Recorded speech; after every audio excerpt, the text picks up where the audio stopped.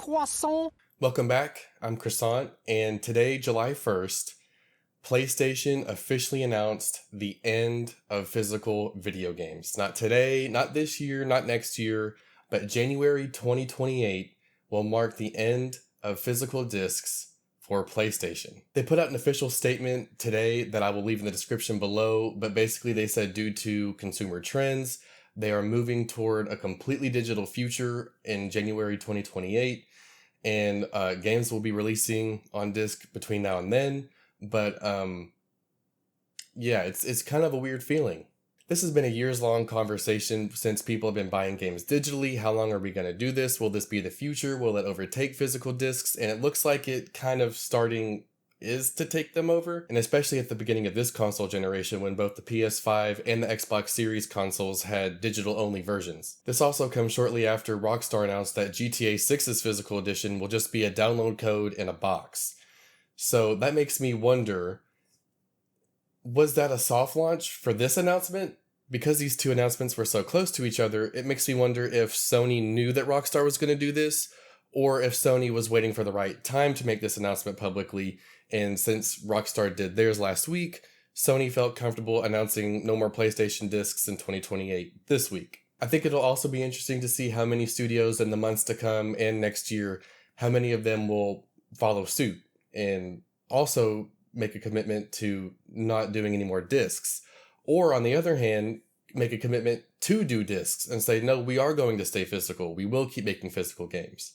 One thing I hate about this, outside of the ownership issue, which is a huge one, is the social aspect of sharing games. Growing up, that was one of the most fun things to do, is take new games to your friend's house or tell your friend to bring a couple games over that you could play on your Xbox or your DS together or your PSP, whatever platform you were on. For me, the first time I played Gears of War and the first time I played Call of Duty was Gears of War 2 and World at War when my friend brought it over to my house. And that's going to be lost when you go into stores like Walmart, Target, or wherever, and all you see is a wall of download codes instead of actual games and boxes. So why do I think this is happening? Well, I think there's two reasons why. The first reason I think they're doing this is simply to increase their profit margins. They don't have to produce plastic boxes, they don't have to worry about producing the discs, they don't have to worry about producing the little leaflet booklet, which is not even an instruction manual anymore, but just like little pieces of paper that go in the box. And the second reason is for more control over the games. If they don't want something on the store, they can remove it, just like they've been removing movies and TV shows. They're about to remove 500 more in September. So all of this takes more power away from the consumer, and as we move toward a more digital future where we're going to have bigger digital libraries that people have already been building for about a decade now, consumers need to have more protections in place to protect the things that they're spending their hard-earned money on. Because you don't truly own anything digital, unless you're buying on GOG. Each of these digital storefronts need to have protections in place for the consumer so that they own the game and it cannot be taken away from them even after they have bought it. I have no problem with people who want to collect digitally or want to buy games digitally. I buy digitally sometimes myself, and it makes sense because it frees up shelf space and it's more convenient. However, if people are going to be buying digitally more, they need to be protected. Now, as you can see here, I have a good amount of PlayStation games. This isn't even all of them. This is just the ones that I have here with me, but I do enjoy collecting my games physically, and I would like to continue doing that. And if PlayStation isn't going to allow me to do that, then I might have to look at Xbox, which Xbox, you have the easiest dunk of all time. Let me remind you of what they did to you back in 2013. When a gamer buys a PS4 disc, they have the rights to use that copy of the game.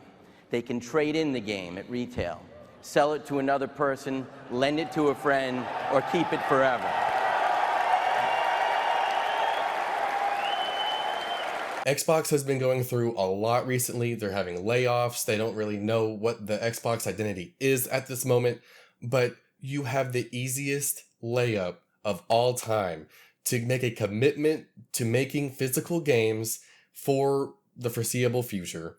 You have it right in front of you. This is the best PR thing you can do for yourself right now, is to say, yes, people love physical games, and we're going to make physical games. Even though a lot of people buy digitally, and we do have Game Pass, we're going to keep giving you physical games.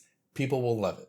That's my take on it. That's how I feel about today's news with these no more physical games from PlayStation in a few years. In the comments below, I want to hear from you. Let me know if you still collect physical games, if you're a digital person, and if this changes your feelings towards PlayStation. Are you going to go more toward a different console, or are you going to go on PC exclusively? That's all for me today, and I'll see you later.